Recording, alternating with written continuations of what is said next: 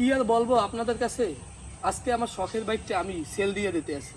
এই বাইকটাকে নিয়ে কি আর বলবো, আমার জীবনে সব থেকে প্রথম বাইক ছিল এইটা। এর আগে আমি একটা বাইক চালাইছি, কিন্তু বাইকটা ছিল বড় ভাইয়ার, পালসার একটা গাড়ি। তো বাইকটা ওই গাড়িটা আমি সবসময় চালাইতাম, কিন্তু ভাইয়ের সাথে আমি মাঝে মাঝে চাইলে ভাইয়া বাইকটা দিত না। তারপর অনেক জিদ কইরা বাসা থেকে অনেক টাকা জমাইয়া, বড় ভাইয়া কিছু টাকা দিছে, মেজো ভাইয়াও টাকা দিছে, আম্মু আব্বু, আমার নিজের কিছু জমানো টাকা ছিল, এই টাকাগুলো আমি সবগুলো একসাথ কইরা তারপরে আমি এই বাইকটা নিছি। এই বাইকটা যে আমার কাছে কি পরিমাণ আমার শখের, তা আমি আপনাদের বোঝাতে পারবো না। আর এই বাইকটাকে নিয়ে কি আর বলবো, বাইকটাকে নিয়ে কথা বললে আমার দিলের ভিতরে অনেক কষ্ট লাগে, যা আমি আপনাদের বোঝাতে পারবো না। আমার অনেক কষ্টের বিনিময়ে এই বাইকটা আমি পাইছি। 3 বছর প্লাস এই বাইকটা আমি বিক্রি করছি।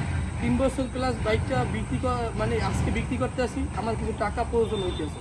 এই বাইকটা আমি কখনো কষ্ট দিইনি। এই বাইকটা যদি কখনো একটা নাট বা একটা কোনো পার্টস বা বাইকের যে কোনো এভরিথিং যদি একটু প্রবলেম হইতো, আমি সাথে সাথে চেঞ্জ করে ফেলাইতাম। এই বাইকটায় আমি কখনোই কষ্ট দিতাম না। এটা একটা যন্ত্র হইলেও মনে করতাম আমি একটা মানুষ। আর আমি এই বাইকটা কখনোই কারো কাছে ওই রকমের লাভ ইউজভাবে চালাইতে দিতাম না। কেউ চাইলেও আমি বাইকটা দিতাম না, বলতাম আমার পকেট থেকে টাকা নাও, কিন্তু আমার বাইকটাকে নিও না। বাইকটার দিকে আজকে আমি বাইকটা বিক্রি করতে আইসা আমার যে কী পরিমাণ কষ্ট লাগতেছে, যা আপনাদের আমি বোঝাতে পারবো না। আজকে আমার এই বাইকটা আমার এই ছোটো ভাইয়ের কাছে, এর নাম রুদ্র, ওর কাছে আমার বাইকটা আজকে বিক্রি করে দিতে আসি। আমি চাই যেন সবসময় ও বাইকটা সুন্দরভাবে চালাইবে এবং সবসময় এই বাইকটার যত্ন নিবা।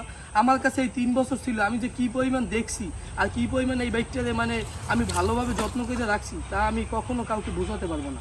তো আজকে বাইকটা বিক্রি করে দিলাম। আমি আশা করি তুমিও বাইকটা সবসময় দেখে রাখবা, বাইকটারে কখনো কষ্ট দিবা না। বুঝতে পারছি ভাই, আপনার খুব শখের ছিল বাইকটা, আমি দেখতে রাখি। আজকে টাকার কাছে আমি হেরে গেলাম, টাকার কাছে আমি বাইকটা বিক্রি করে দিলাম। হয়তোবা আমার টাকাটা আমার প্রয়োজন ছিল, এরপরে আমি ভালো একটা বাইক কিনতে পারবো।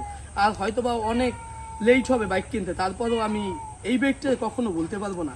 এরপরে আমার অনেক বাইক হবে, কিন্তু এই বাইক আমার এই বাইকটা আমি কখনোই বলতে পারবো না।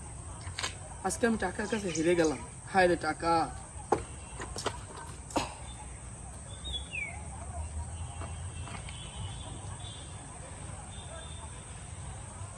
বাইকটাই তুমি একটু দেখে রাখো, কোন সময় বাইকটাতে কষ্ট দিবা না। আমি খুব যত্ন রাখবো।